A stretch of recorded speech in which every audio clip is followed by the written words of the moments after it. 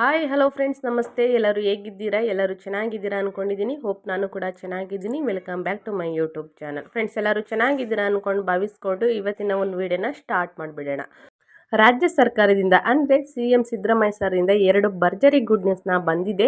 ಏನು good news ಅನ್ನೋದನ್ನ ಈ ವಿಡಿಯೋದಲ್ಲಿ ತಿಳಿಸ್ಕೊಡ್ತೀನಿ. ಅದಕ್ಕೆ ನೀವೇನು ಮಾಡಬೇಕು ಅಂದರೆ ವಿಡಿಯೋನೆಲ್ಲೂ ಕೂಡ ಸ್ಕಿಪ್ ಮಾಡಬಾರ್ದು. ಅಂದರೆ ವಿಡಿಯೋನೆಲ್ಲೂ ಕೂಡ ಓಡಿಸ್ಕೊಂಡು ಹೋಗಿ ನೋಡ್ದೇ ಮೊದಲಿನಿಂದ ಕೊನೆ ತನಕ ಸಂಪೂರ್ಣ ವಿಡಿಯೋ ನೋಡಿದಾಗ ನಿಮಗೆ ಇನ್ಫಾರ್ಮೇಷನ್ ಅರ್ಥ ಆಗುತ್ತೆ.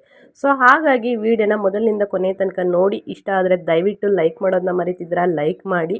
ಮತ್ತು ಇನ್ನೂ ನನ್ನ ಚಾನಲ್ನ ಯಾರು ಸಬ್ಸ್ಕ್ರೈಬ್ ಮಾಡ್ಕೊಳ್ದಾನೆ ನೋಡ್ತಾ ಇದ್ದೀರಾ, ಪ್ಲೀಸ್ ಸಬ್ಸ್ಕ್ರೈಬ್ ಮಾಡ್ಕೊಂಡು ನೋಡಿ. ಯಾರೆಲ್ಲ ಸಬ್ಸ್ಕ್ರೈಬ್ ಮಾಡ್ಕೊಂಡು ವಿಡಿಯೋ ನೋಡ್ತಿದ್ದೀರಾ ಅವ್ರಿಗೆ ಥ್ಯಾಂಕ್ ಯು ಸೋ ಮಚ್ ಅಂತ ಹೇಳ್ತಾ ವಿಡಿಯೋನ ಸ್ಟಾರ್ಟ್ ಮಾಡಿಬಿಡೋಣ. ಹೌದು ಸ್ನೇಹಿತರೆ, 2 ಭರ್ಜರಿ ಗುಡ್ ನ್ಯೂಸ್ ಅಂತೂ ಬಂದಿರೋದಂತೂ ನಿಜ.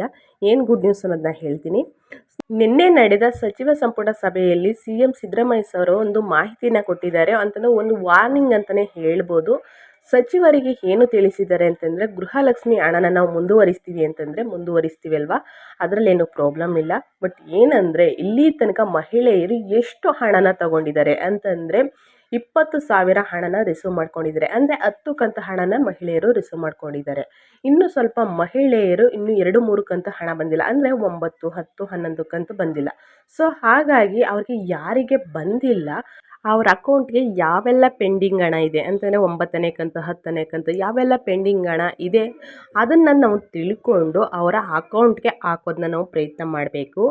ಅಂದರೆ ಯಾರಿಗೆಲ್ಲ ಬಂದಿದೆ ಅವ್ರಿಗೆ ಏನೂ ಪ್ರಾಬ್ಲಮ್ ಇಲ್ಲ, ಯಾರಿಗೆಲ್ಲ ಬಂದಿಲ್ಲ ಅವ್ರಿಗೆ ಹೆಚ್ಚಿನ ಗಮನ ಕೊಟ್ಟು ನಾವು ಎಷ್ಟು ಪೆಂಡಿಂಗ್ ಹಣ ಬರಬೇಕು ಅದನ್ನೆಲ್ಲ ಹಾಕ್ಕೊಡ್ಬೇಕು ಅಂತಂದ್ಬಿಟ್ಟು CM ಸಿದ್ದರಾಮಯ್ಯ ಅವರು ಸಚಿವರಿಗೆ ತಿಳಿಸಿದ್ದಾರೆ ಅಂತಲೇ ಹೇಳ್ಬೋದು. ಇದು ಮೊದಲನೇದು ಒಂದು ಗುಡ್ ನ್ಯೂಸ್ ಆಗಿದೆ ಸ್ನೇಹಿತರೆ.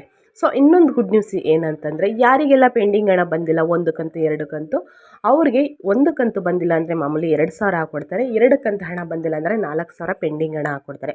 ಅದು ಯಾವ ದಿನಾಂಕದಂದು ಹಾಕ್ಕೊಡ್ತಾರೆ ಅಂದರೆ 15ನೇ ತಾರೀಕು ದಿನಾಂಕದಂದು ಹಾಕ್ಕೊಡ್ತಾರೆ. ಸೊ ನಿಮ್ಮ ಏನು ಅಪ್ಲಿಕೇಶನ್ನ ಹಾಕಿದ್ದೀರಾ ಅದರಲ್ಲಿ ವೆರಿಫಿಕೇಷನ್ ಮಾಡಿದ ನಂತರ ಏನು ಪ್ರಾಬ್ಲಮ್ ಆಗಿದೆ ಅದನ್ನು ತಿಳ್ಕೊಂಡು ನಿಮ್ಮ ಅಕೌಂಟ್ಗೆ ಹಾಕೋಕ್ಕೆ ಪ್ರಯತ್ನ ಪಡ್ತಾರೆ ಸ್ನೇಹಿತರೆ. ಸೊ ಅಲ್ಲಿ ತನಕ ನೀವು ವೆಯ್ಟ್ ಮಾಡಬೇಕಾಗುತ್ತೆ. ಅಂದರೆ 15ನೇ ತಾರೀಕಿಗೆ ಸ್ವಲ್ಪ ಜಿಲ್ಲೆಗಳಿಗೆ ಹಣನ ಬಿಡುಗಡೆ ಮಾಡ್ತೀನಿ ಅಂತ ಹೇಳಿದ್ದಾರೆ. ಸೊ ಹಾಗಾಗಿ 15ನೇ ತಾರೀಕು ನಿಮ್ಮ ಸ್ಟೇಟಸ್ ಅಂತಂದರೆ ನಿಮ್ಮ DPT ಸ್ಟೇಟಸ್ನ ಒಂದು ಸಲ ಚೆಕ್ ಮಾಡಿದಾಗ ನಿಮ್ಮ ಖಾತೆಗೆ ಹಣ ಬಂದಿರುತ್ತೆ. ಅಂತಂದರೆ ಪೆಂಡಿಂಗ್ ಹಣಕ್ಕೋಸ್ಕರ ಯಾರೆಲ್ಲ ವೆಯ್ಟ್ ಮಾಡ್ತಾಯಿದ್ರಿ, ಮತ್ತು 11ನೇ ಕಂತು ಹಣ ಯಾವಾಗ ಬಿಡುಗಡೆ ಮಾಡ್ತಾಯಿದ್ದೀರಾ ಅಂತ ಸಾಕಷ್ಟು ಮಹಿಳೆಯರು ನಮಗೆ ಕಮೆಂಟ್ ಮಾಡ್ತಾಯಿದ್ರಿ. ಅವ್ರಿಗೂ ಒಂದು ಗುಡ್ ನ್ಯೂಸ್ನ ಕೊಟ್ಟಿದ್ದಾರೆ. ಮತ್ತು ಇನ್ನಷ್ಟು ಸಾಕಷ್ಟು ಯೋಜನೆಗಳ ಬಗ್ಗೆ ನೀವು ತಿಳ್ಕೊಬೇಕು ಅಂತಂದರೆ ನನ್ನ ಚಾನಲ್ನ ಸಬ್ಸ್ಕ್ರೈಬ್ ಆಗಿ ಮತ್ತು ನಿಮ್ಮ ಅಭಿಪ್ರಾಯನ ಕಮೆಂಟ್ ಬಾಕ್ಸಲ್ಲಿ ತಿಳಿಸಿ. ಅಂದರೆ ಯಾವೆಲ್ಲ ಯೋಜನೆಗಳ ಬಗ್ಗೆ ನೀವು ತಿಳ್ಕೊಬೇಕು ಅಂದ್ಕೊಂಡಿದ್ದೀರಾ, ಮತ್ತು ಗೃಹಲಕ್ಷ್ಮಿ ಯೋಜನೆಯಲ್ಲಿ ಏನು ಪ್ರಾಬ್ಲಮ್ ಆಗಿದೆ ಅದನ್ನು ತಿಳಿಸಿದರೆ ಅದರ ಬಗ್ಗೆ ಒಂದು ವಿಡಿಯೋ ಮಾಡಿ ನಿಮಗೆ ತಿಳಿಸ್ಕೊಡ್ತೀನಿ.